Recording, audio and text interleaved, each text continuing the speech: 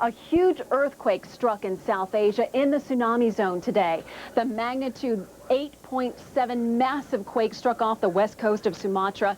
Buildings in one island town are flattened. Hundreds of people are feared dead.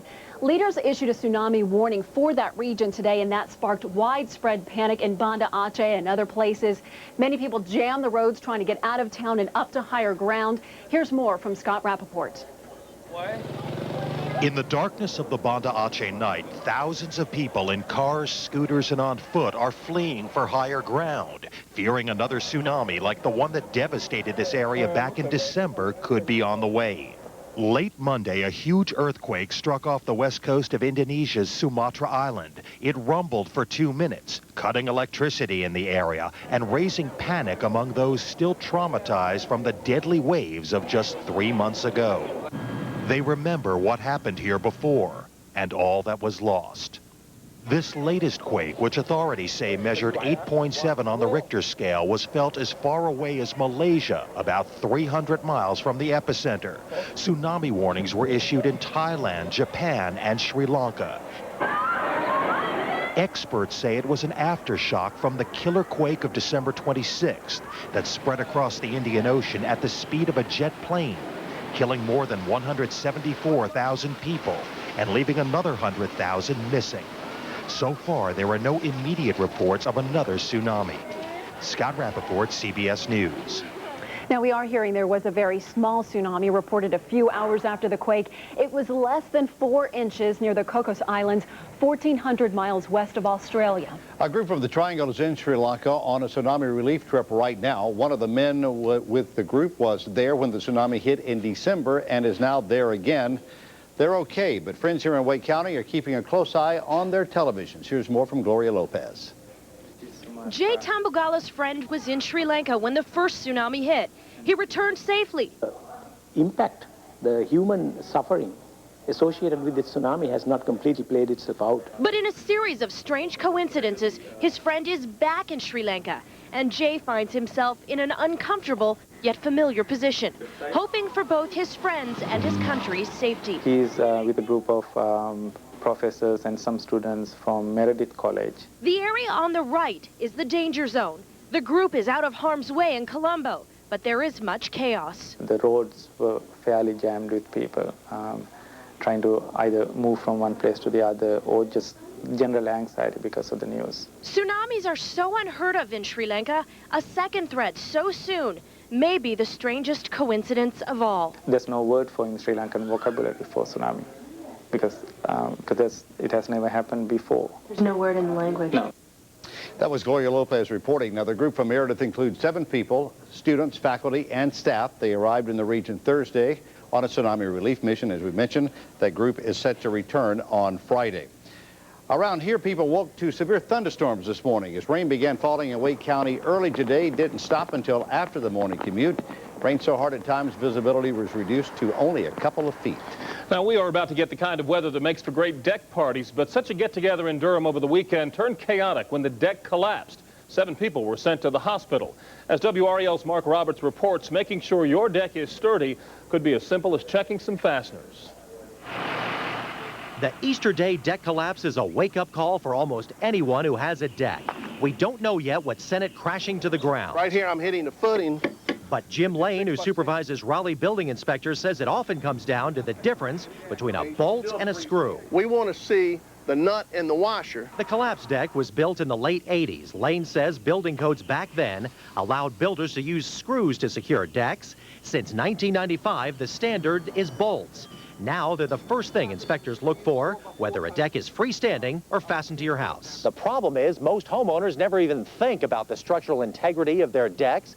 It takes an incident like the one in Durham or elsewhere to pique most people's interest. We were concerned at one point in time back when they had the big Chicago collapse. We looked at our decks, and it was coming up upon our 1-year anniversary, so we actually had our building folks come out and take a look at our deck. Back in the summer of 2003, the Chicago collapse killed 12 people and injured 60. That deck was fastened with screws. Lane says any deck built before '95 can have trouble supporting even a small group. 10, 15 kids, we just won the NCAA and everything like that. Now we're jumping up on the deck. It starts to work itself out over a period of time. those screws will pull right out. The bottom line, if you have deck concerns, call a home inspector. Ooh. Mark Roberts, WRAL News, Raleigh. Now, Inspector Lane says some of the other danger signs are rusted nails and any portions of the deck that move when you walk over them. Investigators in Chatham County and beyond are looking for 2 robbery suspects. A third man, William Baker Jr. of Robeson County, is already in custody. The men are wanted in connection with 2 armed robberies in South Carolina and a carjacking. A Chatham County deputy saw that stolen van going about 100 miles an hour yesterday morning and chased it until the van crashed. And that's when the men took off. Investigators think they're armed and dangerous and may be driving a stolen black Nissan truck. License plate number PSL 1073. A Johnson County man accused of killing his teenage stepdaughter was in court today. Ashley Reagan is charged with murdering 16-year-old Melissa Mayer. The sheriff says Reagan woke up early Friday morning, killed Mayer, then went back to sleep. Sheriff Bizzle also says Reagan confessed after he woke up. Investigators believe the 2 had recently argued about Reagan's drug use. He is currently held without bond. Jury selection is expected to begin this week in the trial of a man accused of killing his pregnant girlfriend. Jerry Stewart is accused of killing April Greer 2 years ago. She was 8 months pregnant when she disappeared around Valentine's Day. Her dismembered body was later found stuffed in a trash can in Mebane. Police believe Stewart killed her in the apartment they shared in Burlington. The new chief of the U.S. Park Police is once again an officer from Durham. Former Durham Police Major Dwight Pettiford got the top job after serving as acting chief for a year. He replaced former Durham Police Chief Teresa Chambers, who was fired after making remarks to reporters about security on the National Mall. The high school student who went on a deadly shooting rampage in Minnesota may not have acted alone. Police announced today that they arrested a juvenile in connection with the shootings. They won't comment on the exact charges. Last week, 16-year-old Jeff Weiss killed 9 people before turning the gun on himself at Red Lake High School. 5 of the dead were fellow students. People fighting to get Terry Schiavo's feeding tube reconnected took their protest to the nation's capital. A group carrying signs rallied across from the White House today. They want government leaders to intervene. Meanwhile, Terry Schiavo's father says his daughter's condition continues to get worse. The brain-damaged woman has been without nourishment for 11 days. A Buncombe County man accused of offering money to have Michael Schiavo and a judge in the case eliminated was in federal court today. Richard Maywis is accused of sending an email that put a $250,000 bounty on Schiavo's head. Investigators say another $50,000 was earmarked for a circuit court judge. If convicted, Maywis could face up to 15 years in prison and a $500,000 fine.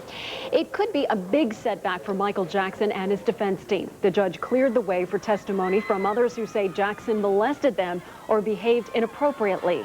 The allegations involved several boys.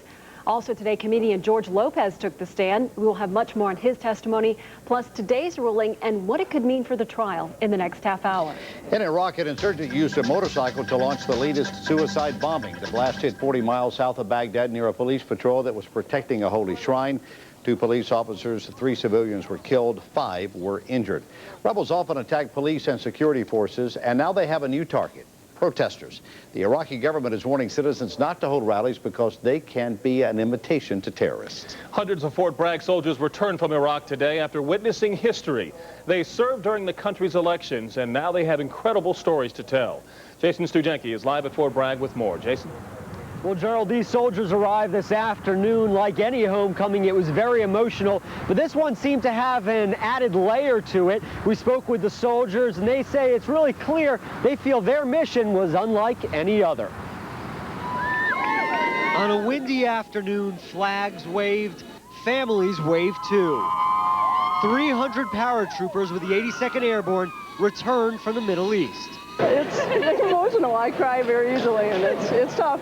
They spent 4 months in Iraq providing security for the nation's historic elections. You used to go into the polls here, no threats of violence and so on and so forth. But there is a totally different animal, and the Iraqi people were very brave, and they showed out in record numbers, and I was very, very proud to see that all our efforts weren't in vain. They expected violence election day. For the most part, it never happened. Now, 2 months later, they're home. Minutes after they arrived, families hugged, kissed, and cried. This couple is expecting their first child in July. It's been hard. It's been just so hard. This husband and wife already have a baby. Even he was all smiles, sort of. Even though soldiers didn't know what to expect overseas, they knew what to expect when they got home.